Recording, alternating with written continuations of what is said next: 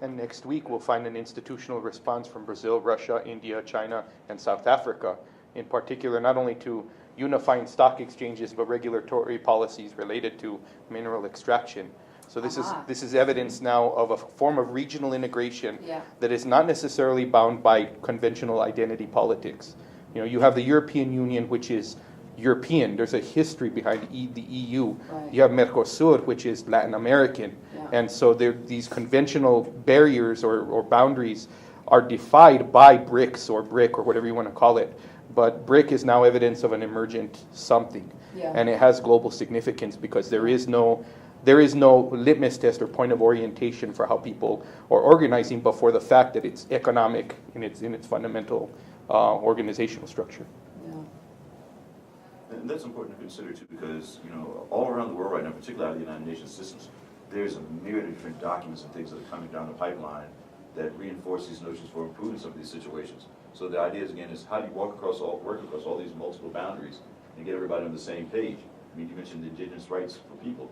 The World Health Organization also has produced a document regarding the issue of social determinants of health for indigenous peoples and how that means. So, in other words, as we look at these social determinants of health, we're talking about, let's move beyond risk factors and talk about protective factors.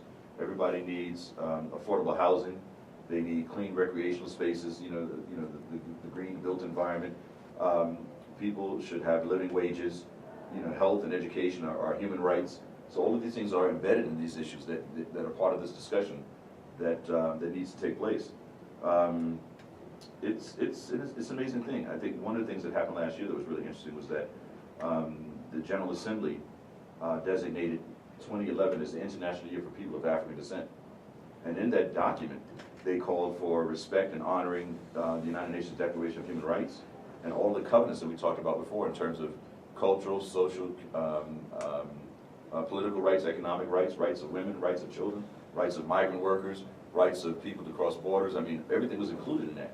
But you heard very little about that within the Western world in terms of getting people onto this. I listened to the UN conference when those bills were enacted. And nations from all over the world, Brazil, Argentina, Venezuela, nations from the Caribbean, from Africa, and other places, Australia. Everybody showed up, but there was no representation from the United States. And I thought that's very interesting that the United States would not show up. This assignment, as you mentioned, something like the Surrey Treaty, the Convention against eliminating racial discrimination, xenophobia, and so forth. The U.S. is still not in compliance with that, and they're still not in compliance with several of the other covenants. Although they did ratify the treaty about 10 years ago, but the U.S. is, like 6 reports behind. Well, we have a problem. The U.S. doesn't care about foreign policy. You don't see any of the debates asking. One of the big conventions we haven't signed is rights of the child. Us and Somalia. We're the only countries that haven't signed, and we haven't signed CEDAW, the rights of women, not to be discriminated against. It's just a travesty that we haven't signed those two. It took us 40 years to sign the Genocide Treaty, but nobody's asking Rick Santorum or Mitt Romney, why aren't we signing CEDAW? Why aren't we signing the CRC, the rights of the child? Americans don't vote on foreign policy. So one of our uphill battles is saying we need awareness of local politicians. Yeah, and what it means to be an international player, and that we're such a powerful international player, and our multinationals are so powerful. We need to know what they're up to. We need to care. So this is a good. Oh, please go ahead. Well, I was going to say this is an interesting breaking point for me because when we talk about this issue of awareness, which is it seems like we keep coming back to this, and I'd like to point out on the RICA map again that when we look at some of these areas and in terms of like the Congo,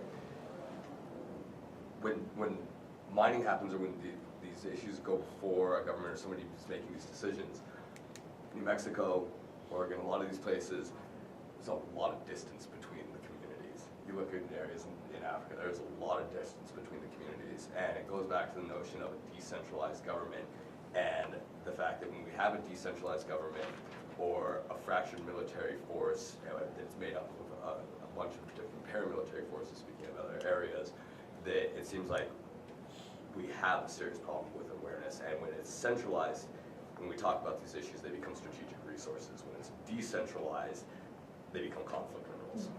And what's the definition of a strategic resource? I haven't heard that term. That one we actually didn't define, and Well, I was thinking about that when we came that's in a, this that's, morning. that's a, that's a That's our national, other one. that's a point of national privilege. I mean, Okay. that's why this is problematic. And what I wanted to say about this point of intervening in this discussion now is we've come to a point where we have identified the nation state as really being a problematic entity within this discussion of conflict minerals. We've also identified that there are regional entities that are emergent, but yet they haven't been fully crystallized yet. We've seen BRICS, BRIC, all sorts of different types of NGOs, multinational enterprises. The documents themselves are institutional, that you referred to, the treaties, the covenants, the declaration. They're ideological institutions in one sense. So we've already identified a whole plethora of different institutions that are acting within the world system. And then to go back to Dr. Martin's point, if you look at the RICA map again, this is also a very interesting, if you mapped on the post-colonial encounter or the colonial encounter with the United States, it maps on quite clearly, especially particularly with Native Americans and with the Spanish-French colonial encounter, the Louisiana Purchase. I mean, I know that Louisiana's not in there, but the remainder of that property is still up there. So there's a direct relationship between post-coloniality, the historical circumstances that produce mining, extraction, and the ability to extract in a particular region.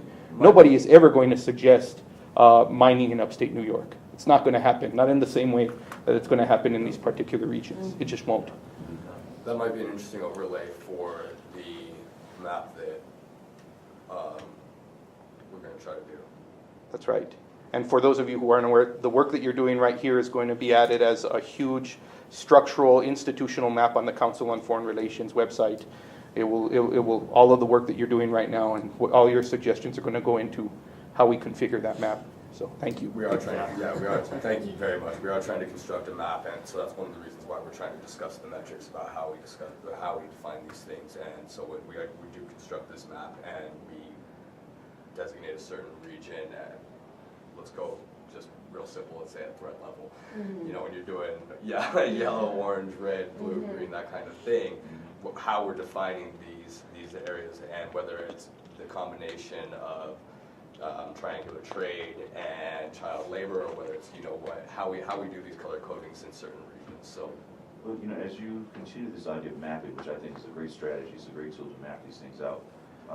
If you get the chance, look at Walter Rodney's book, written in 1972, called "How Europe Underdeveloped Africa," where he details that whole historical event of imperialism and colonialism and its manifestations until today.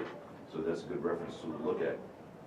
Particularly as we talk about these notions of nation states, which is a very problematic thing as well, based upon that. But I want to jump back for a moment to something else that was said earlier about, the political system here and the awareness. And if you notice that at the university level, everyone is talking about educating students, preparing them for the 21st century.